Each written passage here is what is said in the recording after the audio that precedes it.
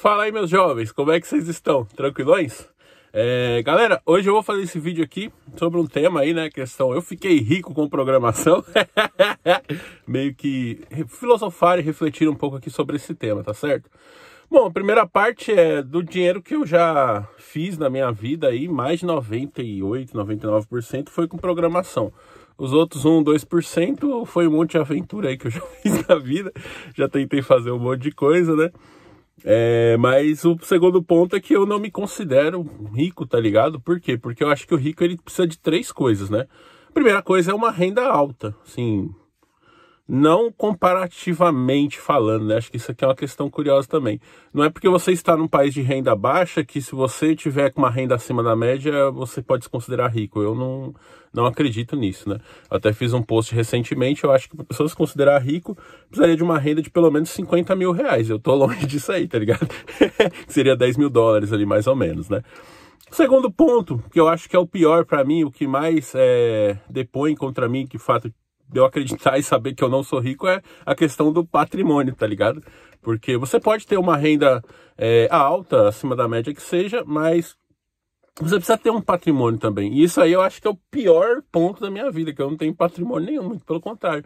Eu tenho dívida. Se eu fosse uma empresa, eu estaria ali com o patrimônio líquido negativo, tá ligado? Porque eu tenho muita dívida mesmo e patrimônio que é bom, tem nada. Tem porra nenhuma, né? É igual aquela piada lá do Quixeramobim, né, mano? É só aquele tipo de pessoa que veio do nada e que hoje não tem porra nenhuma também. É mais ou menos resumindo por aí, né?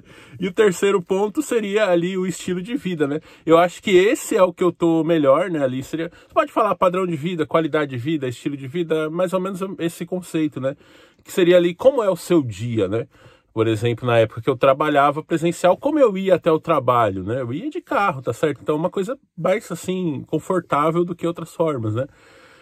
Agora, por exemplo, eu moro numa casa, assim, bacaninha, legal, né? Num condomínio bonito, numa cidade bonita e tal.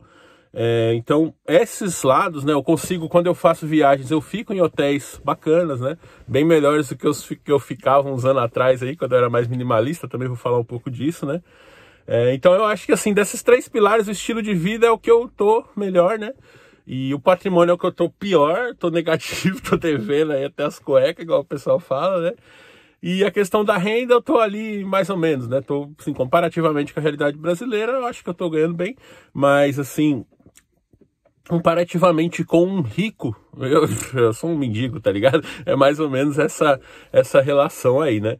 E pra gente começar aqui, né, a questão da origem, né? Eu acho que isso também é um fator importante, porque conforme a sua visão do que é a riqueza e do que é a pobreza e tal, isso muda muito de acordo com o local de onde você vem, né?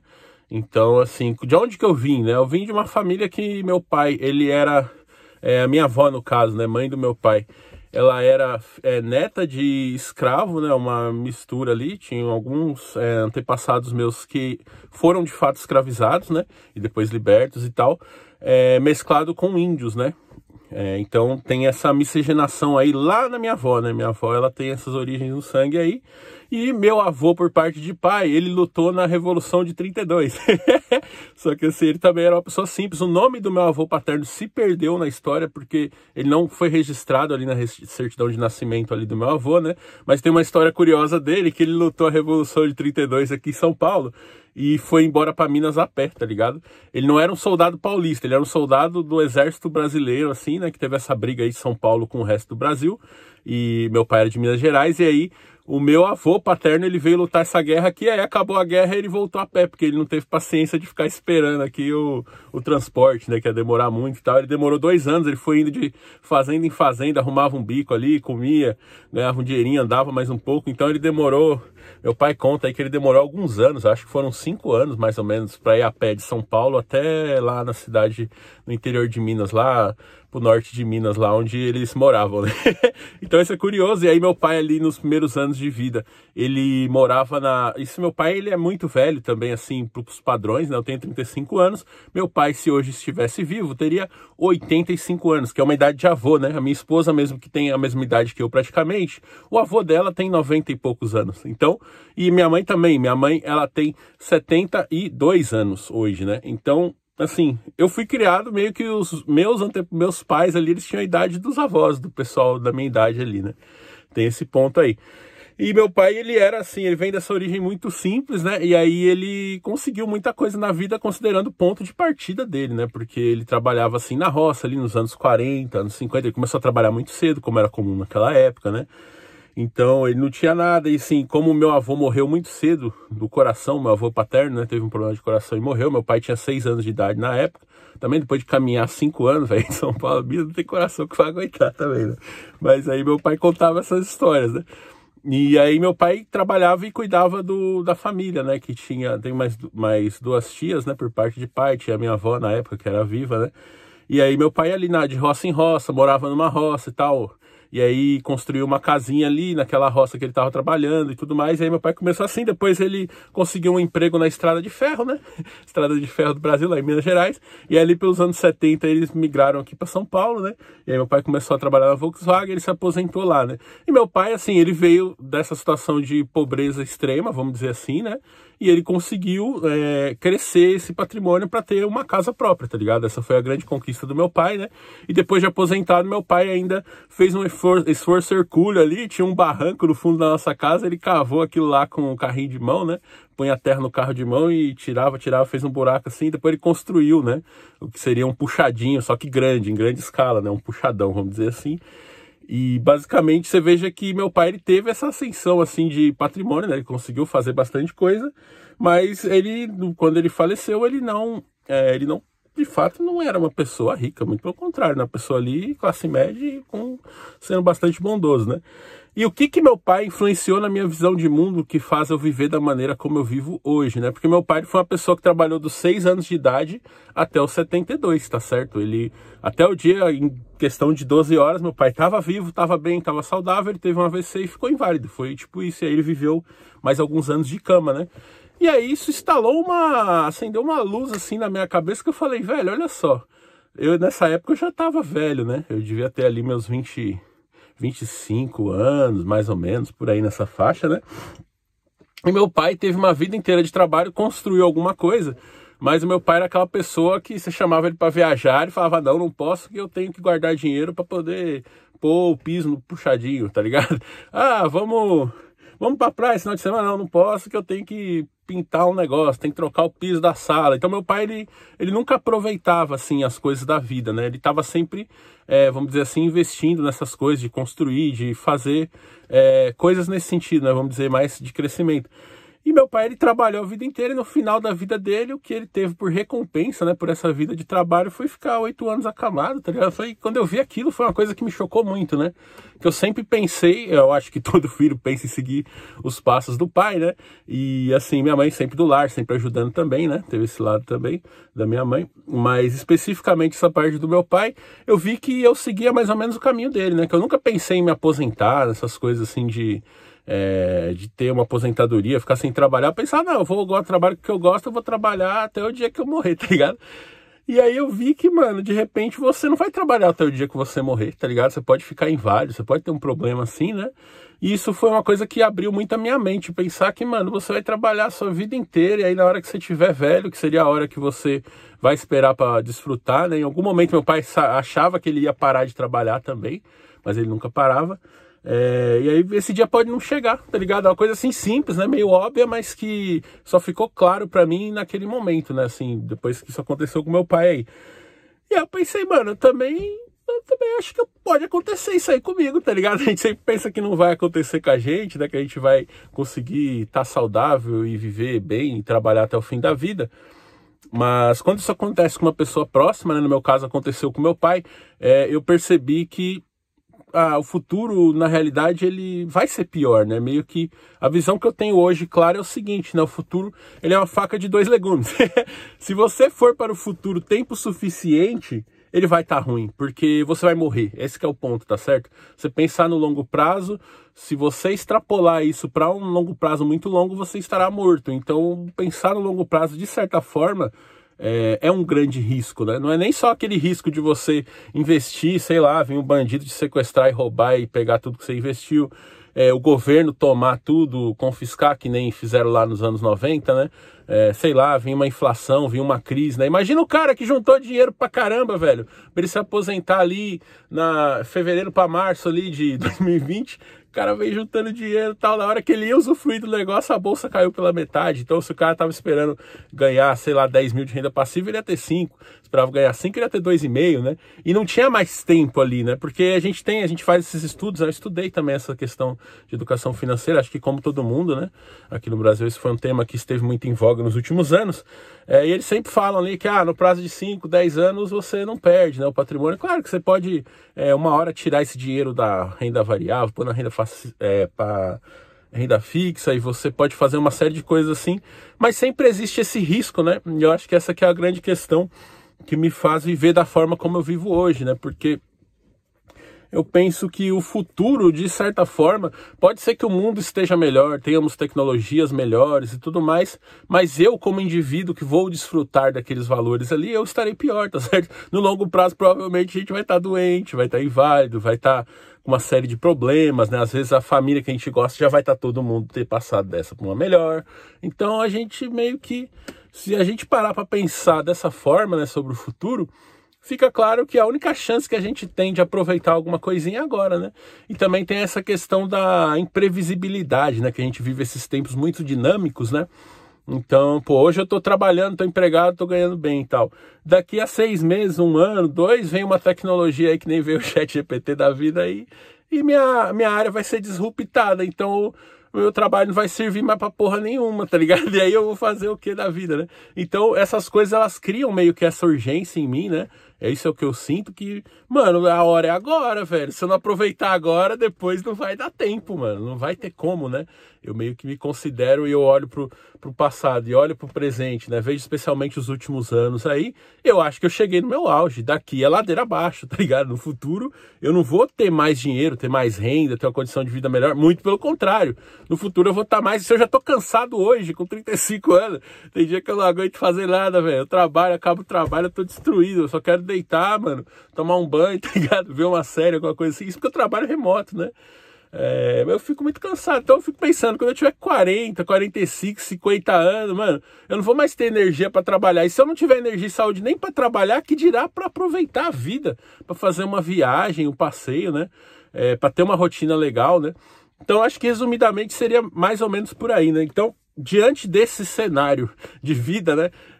E sabendo que o futuro ele vai ser pior, eu posso ter dinheiro, pode dar tudo certo, mas se eu não tiver saúde, não tiver energia, né, não vou ter tempo de vida eventualmente, né, já vou estar ali no bico do corvo, né? Então eu tenho essa visão de mundo que de fato me faz viver da maneira que eu vivo, né? E aí tem ferramentas que eu uso também para poder multiplicar o poder de compra do meu dinheiro, né? Acho que boa parte desse conhecimento que eu uso e põe em prática e funciona muito bem, né? O Tim Ferriss, que me explicou isso aí naquele livro maravilhoso, Trabalhe 4 horas por semana, né? E fique rico, que é um conceito que ele chama de alavancagem cambial, tá certo? Que isso aí é o quê? Ele descreve como você ganhar, ele, por exemplo, é um cara americano, né? Ele ganhava em dólar e ele ia gastar, tipo, na Argentina. Então, ele conseguia ter uma vida muito acima do padrão de vida que ele teria se ele fosse gastar nos Estados Unidos, né? E isso, você aplica isso para localização geográfica, no caso de países, mas isso tem uma série de outras aplicações, né? Vou te dar aqui um exemplo, né?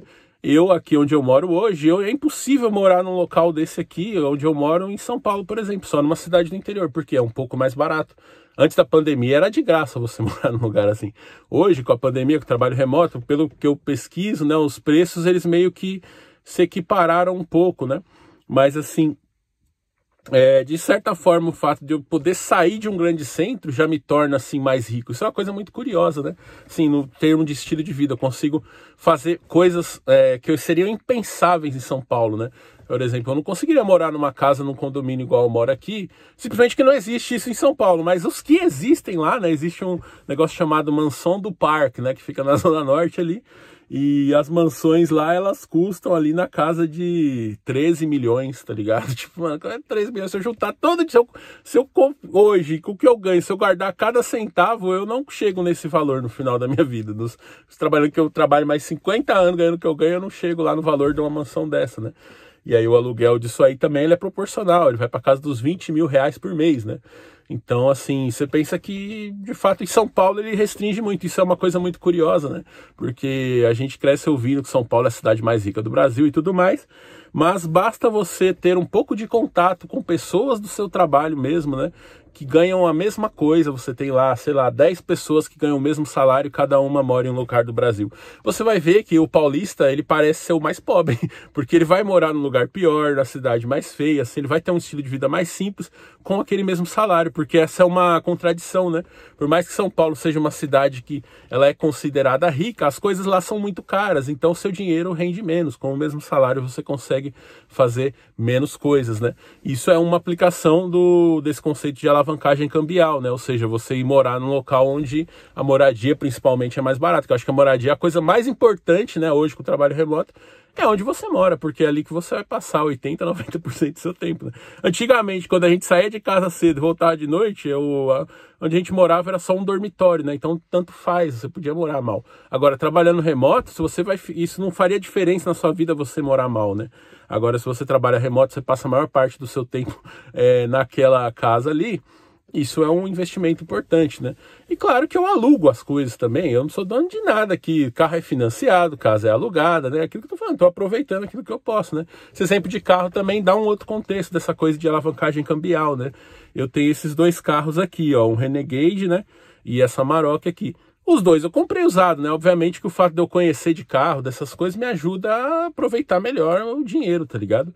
Mas assim, se eu fosse ter um carro desse aqui zero, uma caminhonete dessa aqui zero...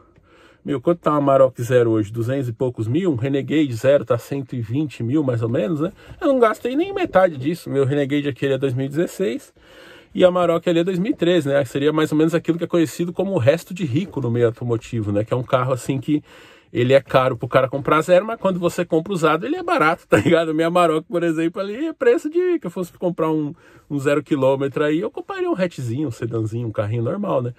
Então, meio que nessas coisas que eu acredito, né? E eu hoje estou extremamente satisfeito, né, com as coisas que eu estou fazendo. É óbvio que a gente tem planos, né? Eu, por exemplo, eu já sei que eu não posso ter investimento com liquidez, né? Eu já tentei muitas vezes na minha vida ter dinheiro guardado. Hoje eu não tenho um centavo guardado, né? Eu desisti disso aí porque aquilo me traz muita ansiedade, né? Eu sou meio que ao contrário das pessoas nesse sentido. Porque eu devendo, eu durmo muito mais tranquilo do que se eu tiver dinheiro guardado. Se eu tiver dinheiro guardado, eu tô preocupado se vai vir um bandido me roubar, se vai vir o governo vai confiscar, se vai vir uma inflação e vai comer, se o mercado vai cair, se ele vai subir. Então isso aí me deixa muito ansioso, tá ligado? Às vezes que eu tinha dinheiro, né? E tinha outra coisa também, eu não sei segurar dinheiro. Eu tinha um dinheiro investido na época, e aí toda hora eu abria o Web Motors e ficava vendo o carro que eu conseguia comprar com aquele dinheiro, tá ligado? Isso aqui é uma coisa que eu já vi o Primo Rico falar, né? Ele pensa totalmente diferente de mim, que ele fala assim que ele tinha vontade de ter um Porsche, por exemplo, quando ele não podia ter o Porsche. A partir do momento que ele tinha dinheiro para comprar o Porsche, a vontade dele sumia. Eu sou justamente o contrário. Eu tô aqui sem R$1 no bolso, eu olho o Porsche, nem vejo o Porsche passando. Agora, se eu tiver dinheiro para comprar o Porsche, eu vou querer comprar. Essa que é a questão. Eu só desejo as coisas no momento que eu as posso ter, né? Eu funciono dessa maneira, né? Eu não consigo sonhar com uma coisa que esteja muito fora da minha realidade. Eu falo, isso aí não dá, tá ligado? Eu simplesmente ignoro essas coisas porque eu sei que não faz parte da minha realidade. Só que juntar dinheiro é um negócio muito doido, porque eu lembro de um mês eu tinha dinheiro, ia juntando e tal, entrava na Web Motors, dava pra comprar um Palio. Eu falava, Palio, nem gosto de Palio, né? Aí passava mais um tempo, dá pra comprar um Fusca antigo, aí eu já fui lá e comprei o Fusca, tá ligado? Aí beleza, aí passa mais um tempo e tal, comecei do zero, juntei mais uma grana e tal, olhando os carros, chegou a hora, dá pra comprar um Renegade. Fui lá e comprei o Renegade, mais ou menos por aí, né? E aí chegou a hora e falei, pô, isso aqui, nos últimos meses especialmente, né, eu tô muito pessimista aí com o futuro. Eu achava que a vida ia ficar ruim lá no longo prazo, quando eu ficasse velho, doente e tal. Mas eu também não duvido muito do contexto, né, de ficar muito pior em 3, 4, 5 anos. Eu não duvido que daqui 5 anos o Brasil pode estar totalmente diferente, eu não sei. Não dá pra gente saber, né? Então, diante dessa incerteza enorme que existe, né, eu acho que a única hora que eu tenho para aproveitar é agora, velho. Se não aproveitar agora, mais para frente aí o risco é muito grande, né? Claro que quando eu tiver velho lá e tal, vai ser uma outra realidade, né? Mas eu sempre penso no seguinte, né? Se eu estiver velho e conseguir trabalhar, eu vou continuar trabalhando enquanto der, né? Eu tento também, eu jogo de loteria, nunca ganhei, mas tô sempre jogando, tentando fazer essas coisas, né? E tentando sempre, mano, sei lá, aproveitar a vida de uma maneira que no futuro ela possa ser um pouquinho melhor, né? Por mais que eu tenha essa convicção que no futuro vai estar pior, de fato vai estar, né? Não se engane, não espere, eu pelo menos, né? Não espere aposentadoria para viver, não, porque, mano, se você chegar num ponto que você não tenha saúde nem para trabalhar, como é que você vai aproveitar, viajar, fazer essas coisas, né? Então, basicamente, seria isso, galera. Resumindo aí, né? Contrariando aí o título lá do Mano Deivin, que, aliás, tem que agradecer muito aí ao Mano Deivin, cada um de vocês que vieram aí, assistiram, deixaram seu like, se inscreveram no canal, né? Eu não sou rico, não me considero rico, né? E eu tenho muita vontade de ser, né, mano? Eu tô tentando, né? Agora, como eu sei que eu não posso ter liquidez, meu próximo sonho agora é comprar um lote desse aí, construir uma casa, tá ligado? Parar de pagar aluguel, né? Porque uma coisa que eu tenho um pouco de medo também é de, tipo, as coisas começarem a dar muito errado e eu ter que voltar pra trás, assim, não é uma coisa que eu queria fazer agora, mas se tiver que voltar, a gente volta, né? Eu posso até contar um pouco mais disso em outro vídeo, né? Mas eu fiquei alguns anos aí que eu não queria mais trabalhar, né? Depois que eu trabalhei remoto a primeira vez, eu nunca mais aceitei trabalhar presencial, né? E como era uma época que o trabalho remoto não era tão comum, né? Porque isso aí é outra coisa também, eu tô aqui trabalhando, pode não ter nenhuma grande mudança, só de acabar o trabalho remoto, mano, eu vou parar de trabalhar, eu não vou trabalhar da maneira que eu trabalho mais, porque não vai ter mais sentido, né? Porque uma que eu não vou poder desfrutar das coisas boas que eu consigo trabalhando, né? Eu teria que voltar para São Paulo. E aí eu vou ficar lá em São Paulo me matando de trabalhar, mano, é melhor não trabalhar, tá ligado? Assim, você ter uma vida, é aquilo que eu falo, né? O ideal na vida é o quê? Você nascer rico, né? Você não ser pobre e sem precisar trabalhar para isso. Uma coisa boa é você trabalhar para não ser pobre, tá ligado? Que é mais ou menos o nível que eu tô aqui, dessa vida que eu tô vivendo hoje, né?